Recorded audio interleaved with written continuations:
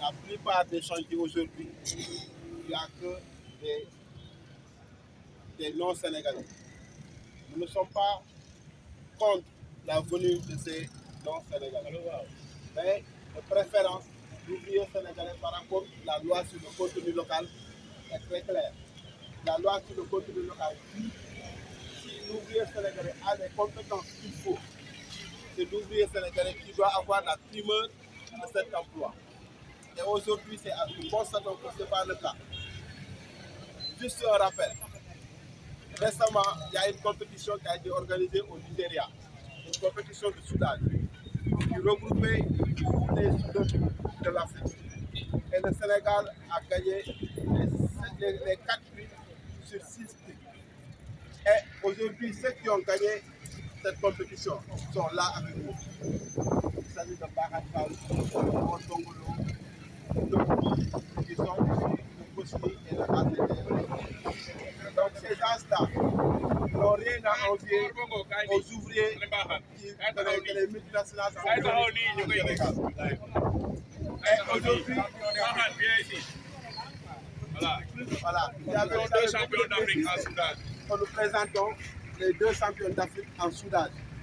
Et ce n'est pas n'importe quel soudure. Quand on parle de soudage, c'est un métier qui est très sérieux et qui demande beaucoup de compétences et d'aptitude. Aujourd'hui, le soudage, elle est très demandé dans le monde. Et aujourd'hui, avec le projet Sangomar Offshore, nous avons les meilleurs soudeurs sénégalais sur place. Mais malheureusement, ils ne peuvent pas aller en mer du simple prétexte. Ces ouvriers-là ne disposent pas d'habilitation, ne disposent pas de possible. C'est incompréhensible. Et les multinationales le font exprès. Parce que les multinationales ont la responsabilité de former les ouvriers sénégalais à avoir ces habilitations-là. À défaut, l'État du Sénégal doit les contraindre à le faire. Parce que ça fait partie de leur responsabilité. Aujourd'hui, si vous allez au niveau des mines de Boto, que vous allez au niveau de Djogo, que vous allez presque dans tous les mines du Sénégal, sur 300 personnes, vous allez voir que 20 Sénégalais ou 15 Sénégalais. Que personne ne comprend pourquoi cette attitude. Et aujourd'hui, si on veut développer l'industrie sénégalaise, l'État du Sénégal doit aller vers d'autres partenaires. L'État doit faire de telle sorte qu'il y ait ce qu'on appelle des hauts fourneaux.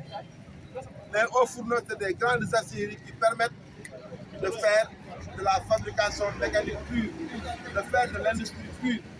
Parce qu'aujourd'hui, on va crier sur tous les toits de vouloir faire la préfabrication ici.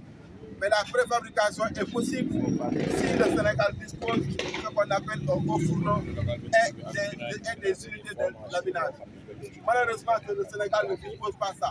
Et le Sénégal a le fer. Et le fer de Falémé est très important. C'est des millions de tonnes de fer.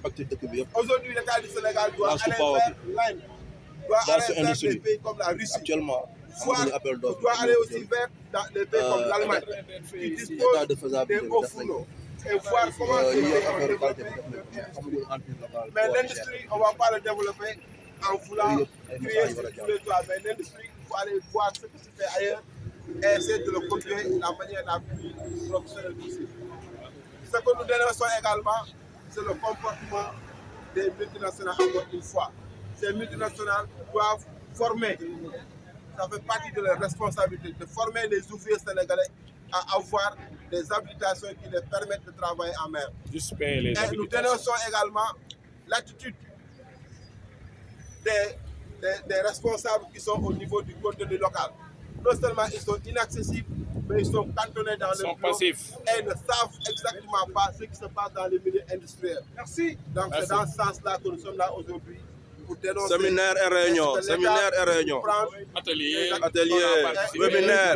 webinaire sur webinaire. Donc nous sommes de glace.